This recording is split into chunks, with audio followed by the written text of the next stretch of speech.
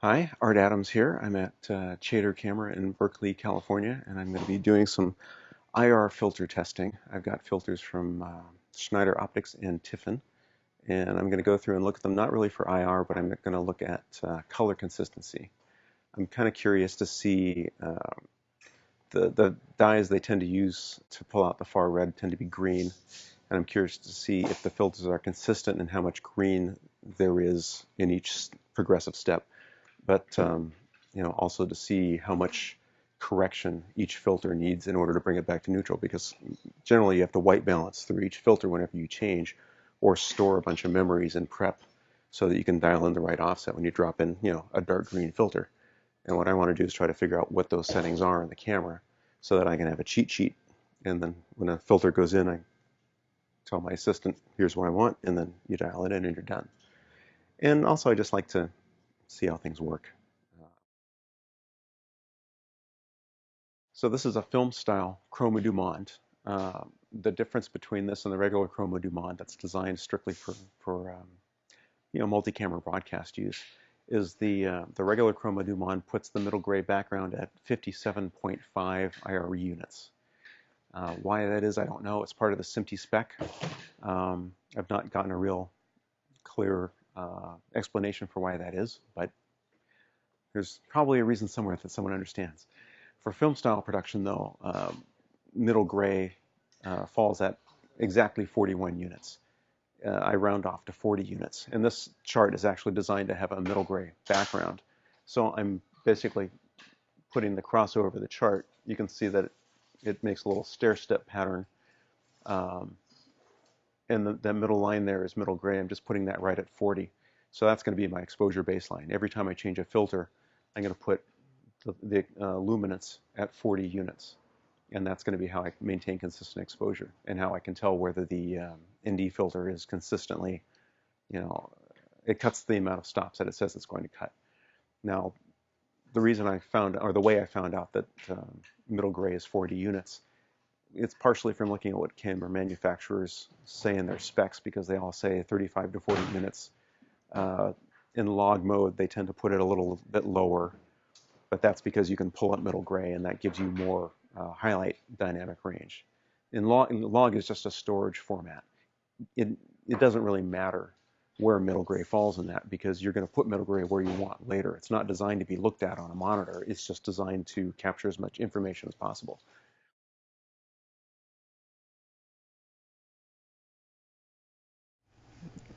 I really like the fact that this camera in particular gives me 14 stops of dynamic range. It's great.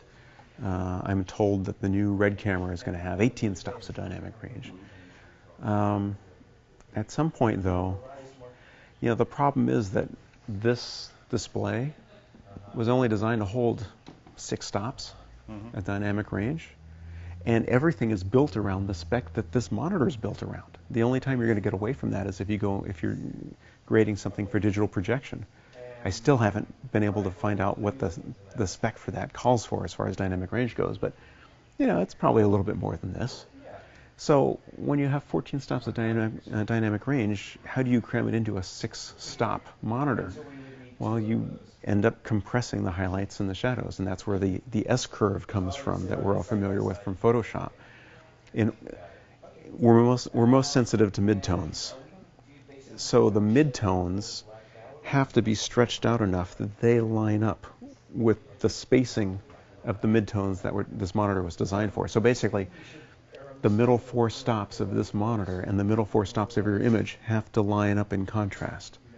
So if you've got, this much information and this much space to fill it in, you need to take the middle 4 stops and stretch them out so that they line up with the middle 4 stops of the monitor, and then roll all the rest off.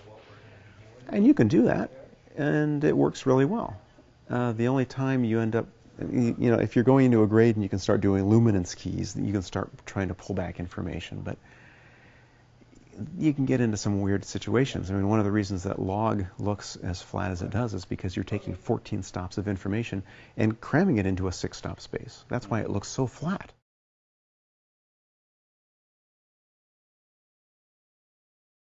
Okay, so we're looking at Parade RGB plus luminance. This is the luminance channel. This is showing us brightness, and brightness is basically a formula that kind of averages the red, gray, and blue channels together. This tells you overall exposure. It doesn't really tell you anything about color. These tell you very much about color. And what's nice about this is that we can very quickly see if something in the frame is white balanced or not, and gray balanced and black balanced, by looking at how these colors line up, especially on a chart or something that you know is perfectly neutral. The background of this Chrome du Monde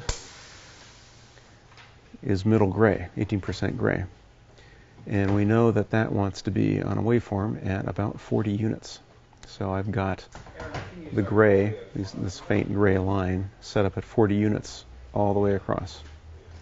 So gray is balanced, and then if we look at the peaks where the white chips fall, those are all at the same level, so that's balanced. And then if you look at black down here, it's pretty balanced. They all seem to be more or less at the same level. If we take a quick look at what happens when you white balance, basically what true white balancing is, since video revolves around green as the main color channel, when you white balance, you're really only changing the relationship of red and blue to green. So, you know, here's making the white balance, I'm dialing down to about 3,000. We're shooting under an HMI here, so normal white is 5,500. Now if I go down, go towards 7,000, you can see we got a lot more red in there and a lot less blue. Everything's pivoting around to green, and that's what white balance is. Now, what you really want in a camera is to have some control over green. Because if cameras are going to screw up in some method color-wise, they're going to go green. So in the Alexa, we use the CC plus and minus control. And actually you can see that green isn't moving a lot, because once again, green is the channel that everything else is kind of based off of, so you don't want to mess that up too much. But red and blue are moving equally in relation to green, and that's how we can add and remove green. A true white balance can be a combination of both changing the color temperature, which is just warm and cool, if you think of it that way, and CC, which is plus and minus green. Now some cameras will show CCT, which is correlated color temperature, and that really stands for Kelvin, so don't get the two confused.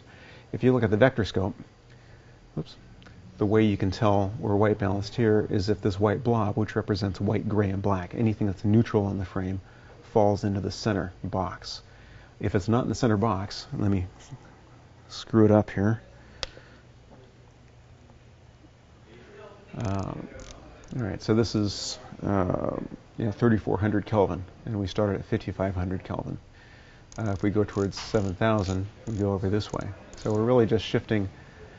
It's kind of yellowish and bluish. Basically a line here that we're moving everything along. Now if we go back and what is that line? In theory it should be blue and yellow, but it really isn't. As you can see. We're really going a little bit towards cyan and a little bit towards flesh tone. This line is where flesh tone falls, and we're just a little bit off that. This varies for every camera. It all has to do with their internal math. If you just remember that you're only changing warm and cool with white balance, then you're 90% of the way to understanding how that works. Now, if we go over to plus and minus green, you'll see everything moves in a fairly precise line between green and magenta. And that's always a nice control to have, because under certain situations, like especially if you're shooting under fluorescent light, you can warm and cool the image all you want, but you're still going to have too much green because of the fluorescent spike, and that's when it's nice to have the green magenta control, so you can come back in and just dial out the green and make everything perfectly neutral again.